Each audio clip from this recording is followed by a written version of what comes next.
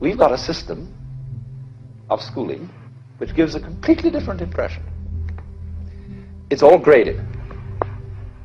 And what we do is we put the child into the corridor of this grade system with a kind of, come on, kitty, kitty, kitty, and yeah, you go to kindergarten, you know, and that's a great thing because when you finish that, you'll get into first grade.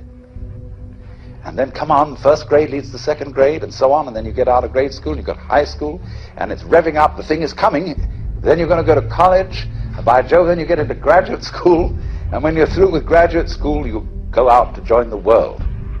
And then you get into some racket where you're selling insurance, and they've got that quota to make, and you're going to make that, and all the time, this thing is coming. It's coming, that great thing, the success you're working for. Then when you wake up one day about 40 years old, you say, my God, I've arrived. I'm there. And you don't feel very different from what you always felt. And there's a slight letdown because you feel there's a hoax. And there was a hoax, a dreadful hoax. They made you miss everything by expectation. Look at the people who live to retire and put those savings away. And then when they're 65, they don't have any energy left, they're more or less impotent, and they go and rot in an old people's, senior citizens community. Because we've simply cheated ourselves the whole way down the line.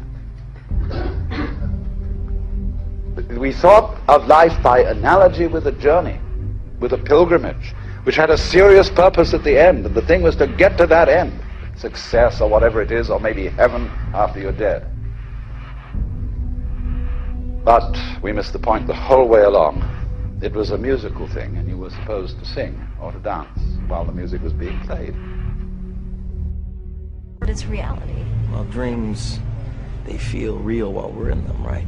It's only when we wake up that we realize something was actually strange. Let me ask you a question. You never really remember the beginning of a dream, do you? You always wind up right in the middle of what's going on. I guess, yeah. So how did we end up here?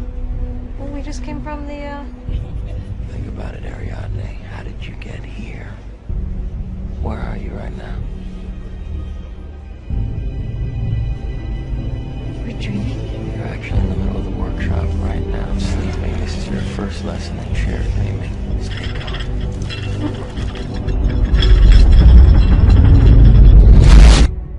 Then we start to see reality in a different way. This is a wonderful quote. You were born an original, don't die a copy. So many people do that. They go through their lives thinking the norm in society is the only possible perception of reality. And because the majority appear to believe it, therefore by definition it must be true.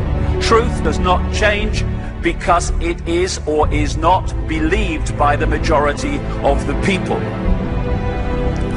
As Gandhi said, even if you are in a minority of one, the truth is still the truth. Or as this proverb says, the multitude is always wrong.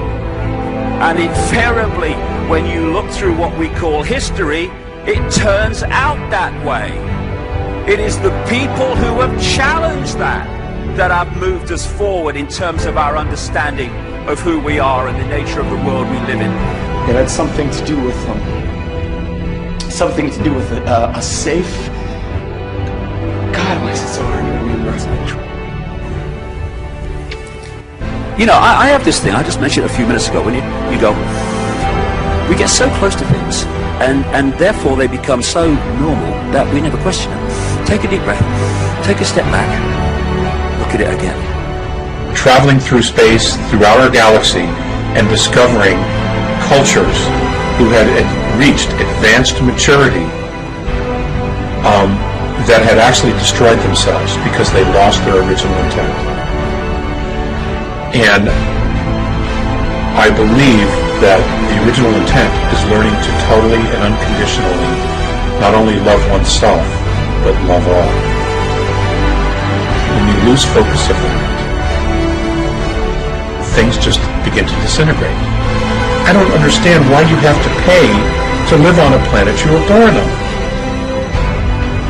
And then, I mean, it's such a simple question, and it's haunted me ever since. And you know what, ladies and gentlemen? Ask yourself that question. Why do we have to pay to live on a planet we were born on? And who are we actually paying for the privilege of being alive here? Who made them the boss? Who put them in charge? You know? Think about that.